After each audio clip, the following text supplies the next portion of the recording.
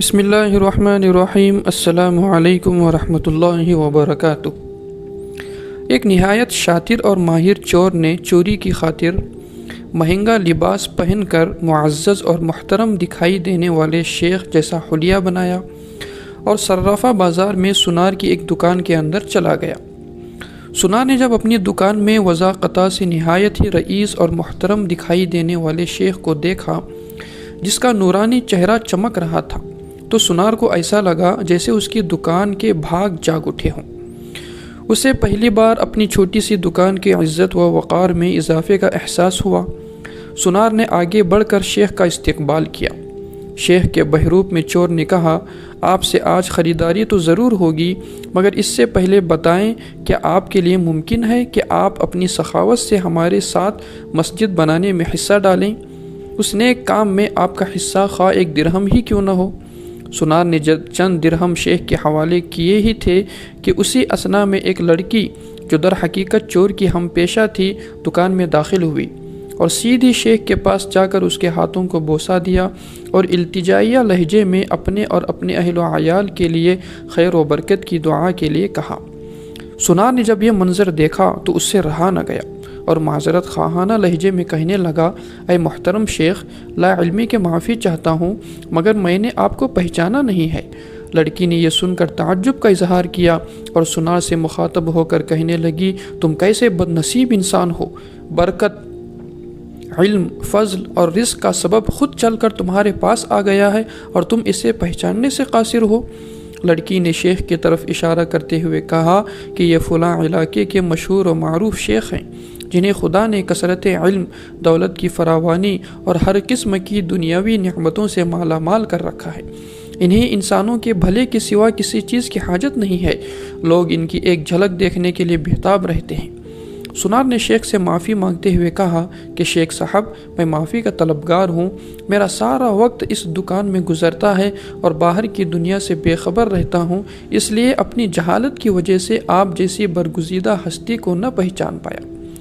شیخ نے سنار سے کہا، کوئی بات نہیں، انسان خطا کا پتلا ہے، غلطی پر نادم ہونے والا شخص خدا کو بہت پسند ہے۔ تم ایسا کرو، ابھی میرا یہ رومال لے لو اور 7 دن اس سے اپنا چہرہ پونچھتے رہو۔ 7 دنوں کے بعد یہ رومال تمہارے لیے ایسی برکت اور ایسا رزق لے آئے گا جہاں سے تمہیں توقع بھی نہ ہوگی۔ جوہری نے پورے ادب و احترام کے ساتھ رومال لیا، اسے بوسہ دیا، آنکھوں کو لگایا اور اپنا چہرہ پونچھا تو ایسا کرتے ہی وہ بے ہوش ہو کر گر گیا۔ اس کے گرتے ہی شیخ اور اس کی دوست لڑکی نے سنار کی دکان کو لوٹا اور وہاں سے فوراً رفو چکر ہو گئے۔ اس واقعے کو جب 4 سال گزر گئے اور سنار رو دھو کر اپنا نقصان بھول چکا تھا تو 4 سال کے بعد پولیس کی وردی میں ملبوس 2 اہلکار سنار کی دکان پر آئے۔ ان کے ساتھ وہی چور شیخ تھا جس کو ہتکڑیاں لگی ہوئی سنار اسے دیکھتے ہی پہچان گیا۔ ایک پولیس والا سنار کے پاس آ کر پوچھنے لگا، کیا آپ اس چور کو جانتے ہیں؟ کیونکہ آپ کی گواہی سے ہی قاضی اسے سزا سنا سکتا ہے۔ سنار نے کہا، کیوں نہیں، اس نے فلاں طریقے واردات سے مجھے بے ہوش کر کے میری دکان لوٹ لی تھی۔ پولیس والا شخص شیخ کے پاس گیا اور اس کی ہتکڑی کو کھولتے ہوئے کہنے لگا، تم نے جس طرح دکان لوٹنے کا جرم کیا تھا ٹھیک اسی طرح وہ ساری کارروائی دہراؤ تاکہ ہم طریقۂ واردات کو لکھ کر گواہ سمیت قاضی کے سامنے پیش کر کے تم پر فرد جرم عائد کروا سکیں۔ شیخ نے بتایا کہ میں اس طرح داخل ہوا اور یہ کہا اور میری مددگار لڑکی آئی، اس نے فلاں بات کی، پھر میں نے رومال نکال کر دکاندار کو دیا۔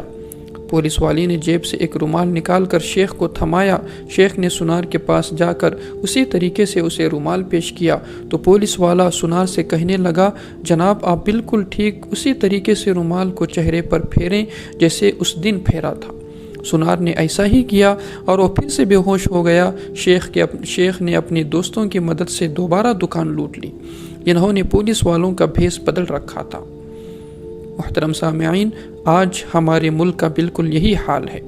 ہر 5 سال بعد لوگ بھیس بدل کر ہمارے پاس آتے ہیں، نادیدہ قوتیں پھر سب کچھ دہرانے کا کہہ کر الیکشن کرواتی ہے اور ووٹ کھیل کر عوام کو پھر سے چونا لگاتی ہے۔